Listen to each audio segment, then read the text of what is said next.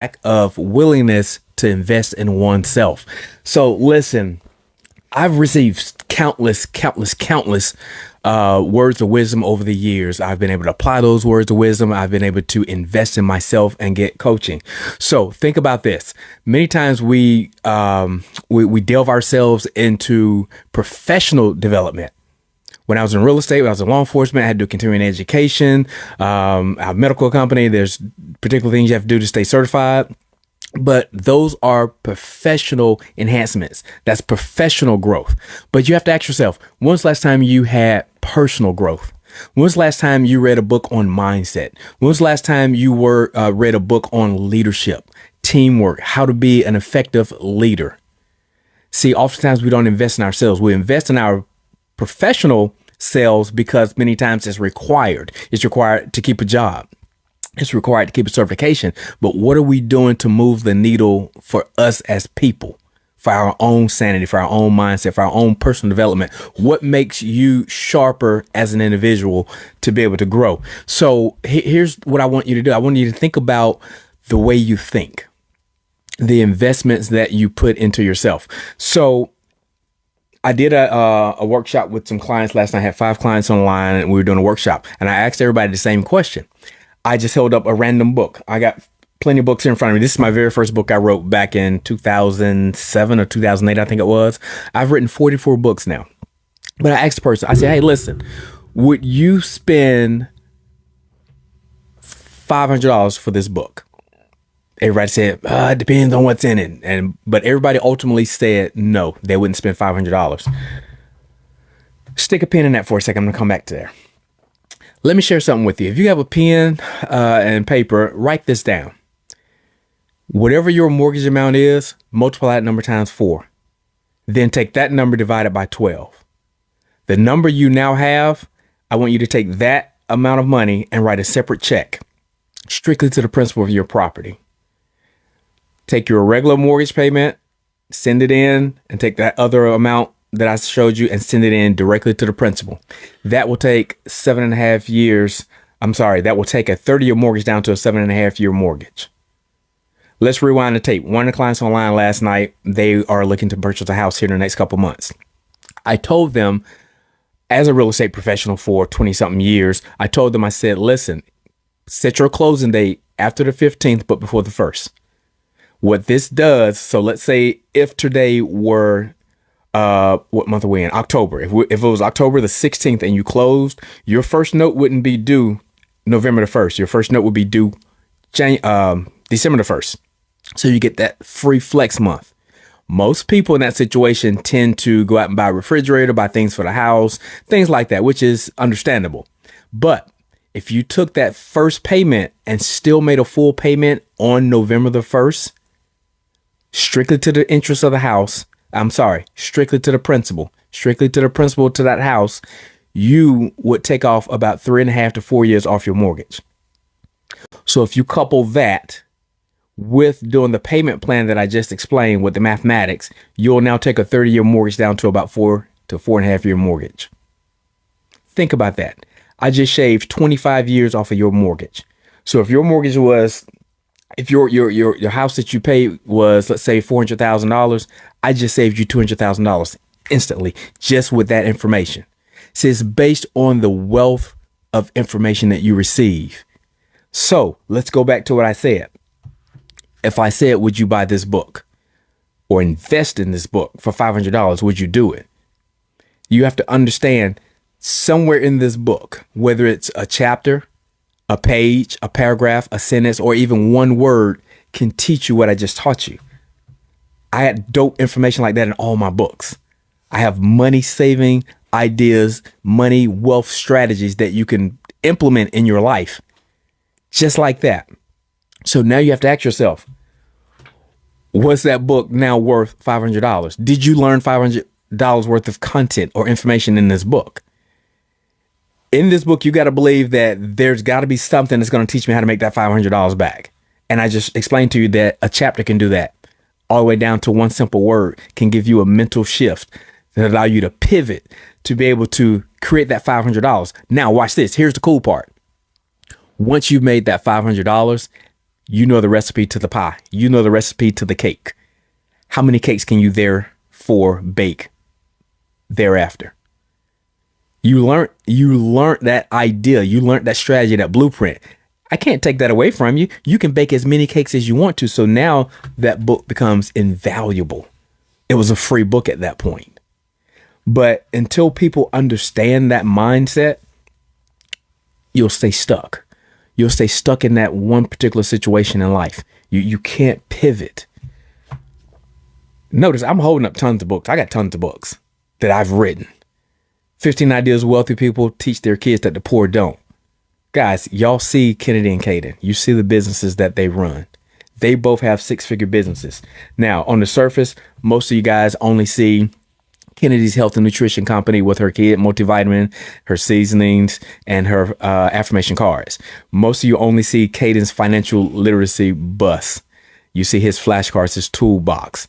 But what you don't see is that both kids also own their own individual capital investment firms. That's where the money is. We don't promote that because that's just business structures and entities that we put together for them when they were born. So that's why I'm explaining to you, they have very strong six-figure businesses. Listen, do you know the 7 skills to become wealthy? If you don't, this is probably a good investment for you. Do you know how to redefine wealth? It's all kind of stuff you have to think about. Here's a book I wrote during the pandemic. Why it's critical for Black people to make money. It's critically important that we understand how money is made, how to make it. It's 3 money rules. First, you got to make money, but not just make money in a high income skill set. What is a high income skill set? That's when you're making at least $10,000 every 30 days or less consistently. Okay. The second one is, hey, puppy. The second thing is you got to be able to hold on to the money. There's a thing called economic bounce. An economic bounce is how long does money stay in the community before it leaves its community. In the African American community, the economic bounce is 4 to 6 hours. So that means that people typically, that money will leave our community 4 to 6 hours after you cash your paycheck. In the Caucasian community, the economic bounce is about 4 to 6 days. In the Arab and Asian community, the economic bounce is 17 to 19 days. And in the Jewish community, the economic bounce is 31 plus days before money leaves its community. So if you want to learn how to turn that around, you have to inform yourself. You have to be educated. You do that through, babe, everybody can hear your snorking on my live. Oh, sorry. Good grief. Listen, you definitely know this is live. Tara wake up every morning and go through this whole ritual of like 8 minutes of snorking and sniffing and just these weird alien sounds. Come on, man. Apologize to my people. I'm dropping dope information and you coming here with all that craziness. Good God. Bye. Get out. Anyway, I'm going to write a book on how to stop snorking in the morning. But anyway, listen. You have got to invest in yourself. It's paramount because here's the deal. So many people aren't willing to invest in themselves, but how much information are you keeping from yourself? Let me share another thing with you. You know, this generation, they call it hacks. It's not hacks, it's just strategies and blueprints. But here's the deal. When your kids, grandkids are born, or if you still have small kids, you have got to get policies on them. There's one particular company in particular. I'm not going to tell you this because this is for my paid clients to know the company. But there's companies where you can get policies for your kids, whole life policy. Geez, depending on how old they are, you may get that policy for like $7. You'll pay into that thing for like 7 to 8 years. And the policy, they're good. They'll be financially free and independent, if not a millionaire by the age of 29, if you set it up right. But here's the deal. We encourage you to continue paying on that policy because you're locked in. Imagine your child get a policy at birth and it's like $7.50. But imagine if you keep paying on that policy when they're 35, when they're 45, and they're locked in at that $7.50. Come on, man. You talk about ultra wealthy just on one policy. There's a policy that we have with our kids where that policy amount doubles at the age of 18. So we got a particular policy and that thing doubles on their 18th birthday. But here's the cool part. I can put a policy, which I did, on Kennedy. I put a policy on Caden. Tara put a policy on Kennedy. Tara put a policy on Caden. But it doesn't stop there. It gets even better. Both maternal and paternal grandparents individually can put policies on the kid also. So Kennedy's paternal grandmother, paternal grandfather, maternal grandmother, maternal grandfather can put a policy on her. Same thing with Caden. So here's the deal. Now that policy, and let's just say that policy was $50,000. That policy now doubles to $100,000 that I have on Kennedy. The one that Tara has doubles and goes to $100,000. Both grandparents, $100,000, $100,000, $100,000, $100,000. That's $600,000 that she would then walk into on her 18th birthday for something we did when she was a small child. See, you got to know this information. You can't steal second base with your first steal on first. We give our kids the unfair advantage by starting their lives out on third base. So at that point, anything I do at the plate is going to score a run. If I hit a double, they're going to score. If I hit a base hit, they're going to score. Even if I hit a sacrifice bunt, they're going to score. So you got to position your kids adequately in advance. But the only way you can do that is you got to know. You have to be aware of the information. So in football, if I said, hey, look, take a button hook to the right, but you went to the left. Well, listen, as you're running, the ball is already in the air before you turn around, but you went to the left, the ball went to the right. The reason why that happened is because that person didn't understand the rules to the game. And if you don't understand the rules to the game, you can't catch the ball. If you can't catch the ball, guess what? You can't score. And if you can't score, you can never win that game. And if you can't win that game, guess what else? You can never win championships and dynasties. The same thing holds with finances. If we don't understand the rules to the game, you can never win the game. And you'll always be in the proverbial 40-40-40 plan. That's why we work 40 hours a week for 40 years to retire on 40% of the 100% that we already couldn't live on in the first place comfortably. So you have to do something different. And that starts with self-development. You have to have self-development. On the back of all my books, if you look in any book, at the top, it'll tell you the genre of the book. All my books says business development or personal help, self-help books.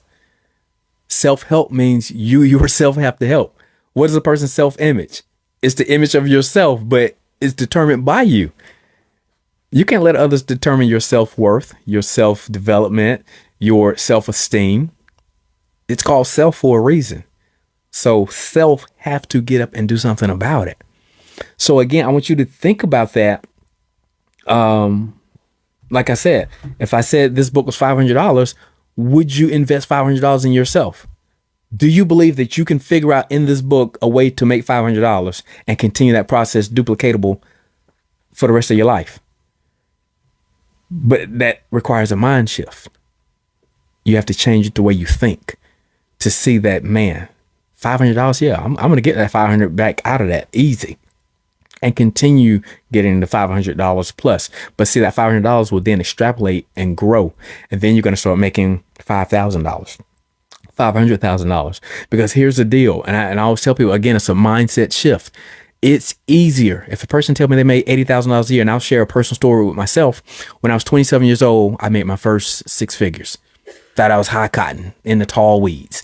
So I went to a business conference. Only person looked like me. Went in and the guy came up to me and said, hey, son, how much money you making? With my chest proudly stuck out and everything held high. I said, I make six figures a year. This guy burst into laughter. I'm talking about hysterical Santa Claus belly laugh.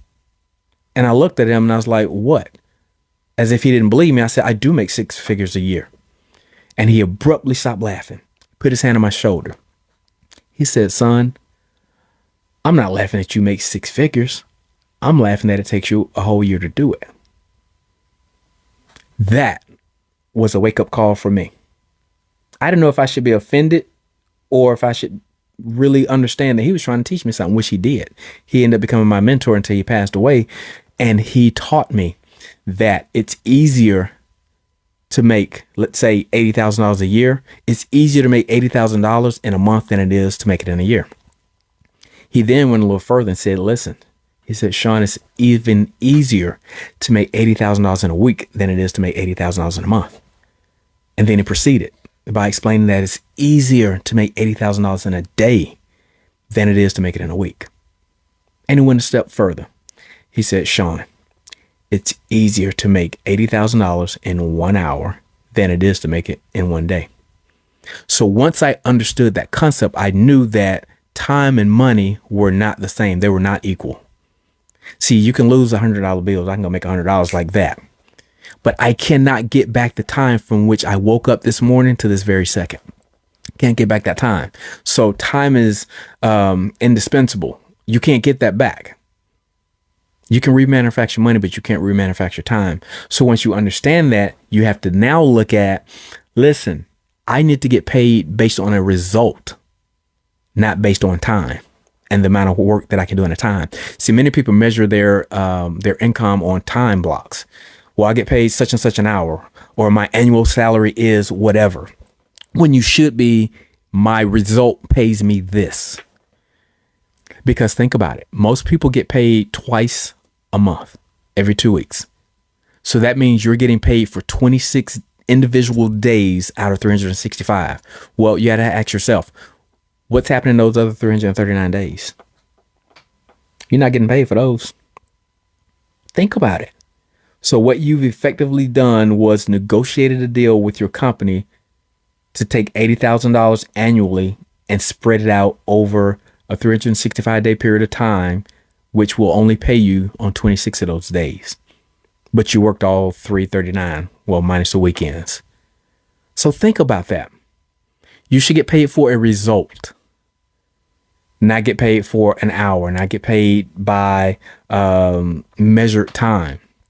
So that's why it's super important to understand that you can have a speaking event, you can have a product or a service, you can perform a procedure, depending on what your profession is, and get paid what you once got paid annually. You can now get paid in one result, one action to make that same amount of money.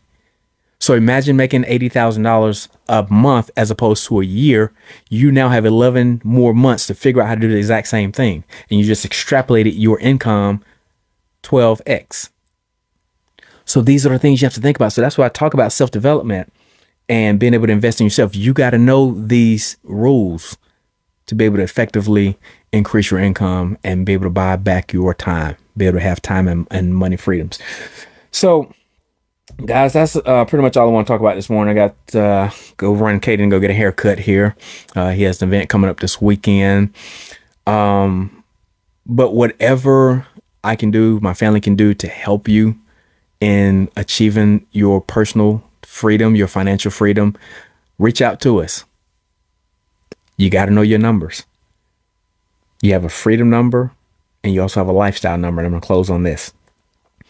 A freedom number is knowing what is the amount of income you need to have, create, develop to be able to leave your job. That's your freedom number. Now, let me explain. You may say, Sean, I make this amount of money and my monthly expenses is $5,500 a month. Okay, let's say that's the case. Well, to replace your job, you may not have to replace the whole $5,500. And here's why I said that. Now that you're no longer working a job, for an example, you don't have dry cleaning costs. You can get away with getting a haircut every 2 weeks as opposed to every week. Same thing with getting your hair done, maybe. You don't have to invest in clothing the way you may have to. You don't have to invest the extra money in packing a lunch, perhaps, or just the money you would eat out at lunch. So now that $5,500 could probably even go down to $4,500 or less. It just depends. So let's say now your expense level is now $4,500 as opposed to $5,500. So you don't have to replace the whole $5,500. It may just be $4,000 or $4,500 that you have to replace. So now your freedom number actually just reduced. So that's why I said it's important to know your numbers. You got to write this stuff down on paper to really see what you're working with. And then your lifestyle number is, what is that amount that I can continue living a lifestyle that I want, be able to have discretionary income to still travel, put my kids in recreational events, childcare, whatever it is. And that's another with the freedom number. Think about if you no longer had to put your kid in childcare. Good God, that's $300 to $500 a week at least. So your freedom number really could go from 5,500 down to 3,500.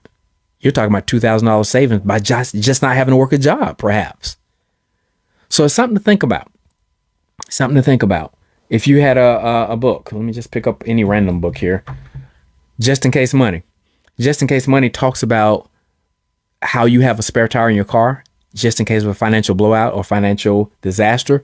I'm sorry, a tire disaster. You have an actual car, flat tire or whatever. You had to ask yourself the same thing. Do you have a financial spare tire? Just in case you had a financial blowout. Do you have a backup plan? Do you have a contingency plan to be able to still succeed? These are things you have to think about. So that's why it's important to understand your positioning. Let's talk about this one. This is unicycle, bicycle, tricycles, and four-wheelers. In this book, I explain to people that there are different types of income that you have. A regular 9-to-5 is like having a unicycle. Think about this. On a unicycle, when you were a kid, you went to the circus, you saw a kid, the clown on a unicycle, they could pedal forward, they could pedal backwards, but they had to continue moving in some direction. Otherwise, you would fall over because you only have one wheel. So when you get off that unicycle, it falls over. So equate that to a 9-to-5. Let's elevate. Let's say you now have a bicycle. A bicycle has two, hence the word bi. So we have two wheels. But notice on a bicycle, you can pedal forward, but if you pedal backwards, you're going to stop. That's equivalent to having a job and a side source of income, a little gig that you got making a little money. But when you pedal backwards, you stop. Now keep in mind, with a bicycle, you can get off, put the kickstand down, and walk away. And the bike will stay sustained. So that's equivalent to having a little side business. You're able to travel and everything. You still have your job. So you got a little disposable income to be able to do some things. But if a good gust of wind come through, it will topple that bike, even if it's on the kickstand. But if we shift and go to a tricycle, 3 wheels, hence the word tri, think about this, especially boys. We didn't sit on our tricycles. We always stood on the back and pushed with one foot. But with a tricycle, you had a super tight turning radius. You had maneuverability. You had flexibility. You had speed. You had the ability to pedal forward and pedal backwards with a tight turn radius. So you have more freedom. You have more stability. And here's the deal. If a good gust of wind come through, you're not going to topple that tricycle. So you have stability. So this is equivalent to starting to build a system-driven business, a business that's kind of solid. You can put some roots down there. Then we shift to the four-wheeler, the all-terrain vehicle. With a four-wheeler, it's not where you can go. It's almost where can't you go in a four-wheeler. Because now you can go through light streams, you can go through water, you can go over light debris, you can kind of work your way through the woods a little better, navigate, because you have all-wheel traction, all-wheel drive. So this is equivalent to having a solid business. Now you could have walked away from your profession and have a solid business that's system-driven, that's producing income consistently, passively. So now you're in a position where you have residual income. So you have to think about where are you in life and what vehicle you want to use to get where you're going. A tricycle, a unicycle can get you from Atlanta to Disney. It's going to take you forever. Or you can get in a four-wheeler. You get there much faster, but you can also take a jet and get there in no time.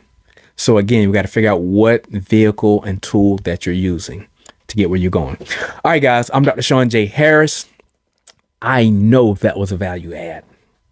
I know it was. Replay this. Take notes.